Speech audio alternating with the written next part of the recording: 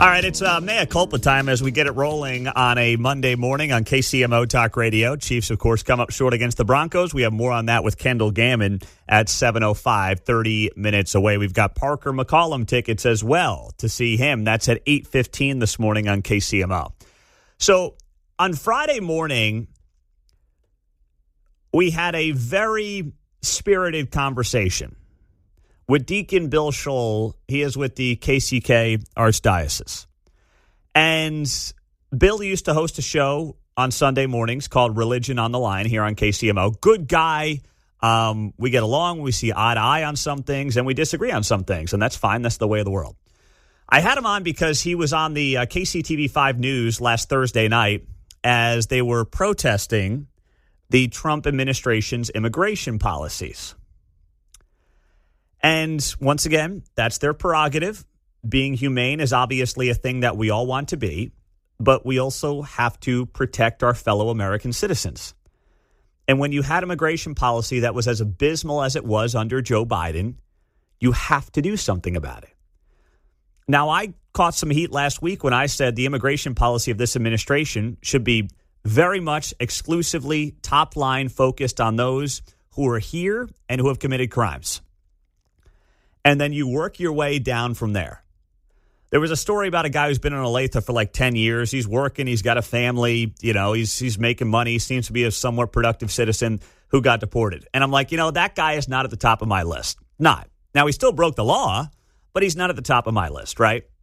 So we have this back and forth with Bill Scholl. And, we talk about the Catholic Church and whether or not, there is some hypocrisy there. I still happen to believe that there is. But I put something up on my Facebook page that caught some heat from some of you. And maybe I didn't put it the best way. When you post as much on social media as the job requires between Facebook and X and Instagram and all these different platforms, everything doesn't come out perfectly. I'll be the first one to admit that. But I think some people also read into it what they wanted to read into it. When I said, in part here on social media on Friday, why doesn't the Catholic Church use its global influence to help folks in Central and South America where they are the dominant religion? This will help them and maybe dissuade some people from trying to break our laws to enter the country. I also asked where the Catholic Church was when Joe Biden's policies led to children being trafficked in this country. What about castration and sexual mutilation of children? And, of course, the issue of abortion, which I don't believe they are loud enough against in this country in particular. I said, as someone who was raised Catholic, I didn't need another reminder on being grateful that we left the Catholic Church and did find a great new church home. But this, unfortunately, was another example of that for me. I wrote here to follow Jesus, not the charlatans who have tied Christ to their political agenda. And I also said here, I would add that for some pastors who have tied themselves to President Trump as well. To me, this cuts both ways. But some of you viewed that as somehow being anti-Catholic, and that was not my intention at all. Now, I will take a step back, and I will say here that I have not shared this story personally, but the Catholic Church, in large part, does try to do good in many of these other countries around the world, especially in Central and South America. As many of you noted to me privately, they run into roadblocks like corrupt governments. In fact, I've never shared this story on the air, but my great uncle was a bishop down in Brazil. He was appointed to that role by John Paul II in the late 90s, and he actually ended up dying a few months later because his home was robbed and he had a heart attack during the burglary. So as someone who grew up in the church, went to Villanova, and, has relatively deep ties to the Catholic Church, in no way was I trying to be in any way combative towards the church. But the hypocrisy at times from the Catholic Church does drive me nuts.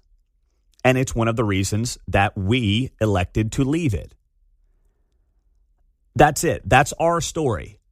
That's my opinion. I do not believe that by and large, the church is still not doing great things. It is. But when they go down this road of being political, it drives me a little crazy. And that's what you've seen.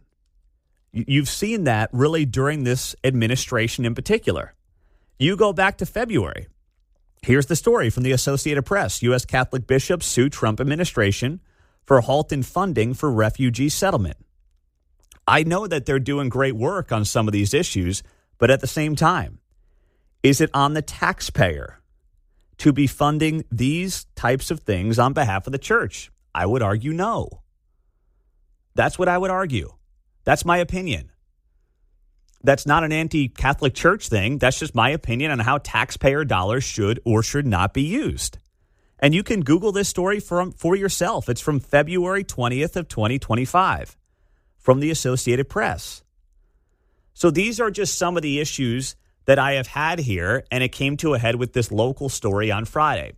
But in no way is it intended to be, was it intended to be anti-Catholic in any way?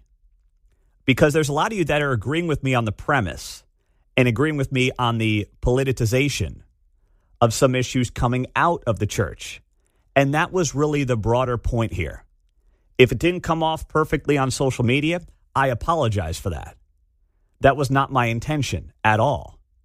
But these issues do drive me crazy because I don't like it when churches or pastors or priests or popes or anybody tie themselves to a direct political movement. You see it on the right, too. Let's be honest. You do. I see the pastors on Instagram who somehow have made, Christianity deeply tied into Trump and MAGA. And I'm like, guys, that's not a winning game plan. I vehemently disagree with that. And it's a lot of individuals who are trying to basically become social media sensations through the words of Jesus Christ and build up a social media following under that umbrella of Trump and Christianity and MAGA. And it's gross. It's absolutely gross. But the story on Friday was about what was going on with the KCK Archdiocese and the fact that they were out there protesting this administration's immigration agenda. And that just led into a bunch of different conversations. So if there was a misunderstanding on that from any of you, I'll gladly fall on that sword. But I think when we look at actually the issues that I was talking about and not broadly the Catholic Church, it's hard to not come to the same conclusion here on the politicization on some of this stuff within the church. And I'll add this as well. You saw some of this over the weekend. Pope Leo, who's, he's a Villanova guy like me, but doesn't mean I can't criticize him. He posted this yesterday morning here. He writes, I follow with sorrow the news of attacks that continue to strike numerous Ukrainian cities, including Kiev. These assaults cause deaths and injuries, among them children, and inflict serious damage on civilian infrastructure, leaving families homeless as the cold sets in. I assure my closeness to the people so harshly tested. We must not grow accustomed to war and destruction. Let us pray together for a just and lasting peace in war-torn Ukraine. Okay, I agree with all that. How could you not agree with that? But there's something missing from that post. Russia. Note the wording. It's like the attacks just happened. It's like they just came out of thin air. It's like, no, you've got to call out the evil here as well. And the evil is Putin. I mean, obviously, it's great to put out a statement saying, hey, we want to obviously pray for a just and lasting peace in war-torn Ukraine. But you also have to mention the evil and the evildoer in the Russian-Ukrainian conflict, right? You have to do that. And it's stuff like this that's just getting caught up, I think, in some of the politicization of what you're seeing right now. And that needs to come from the top-level leadership.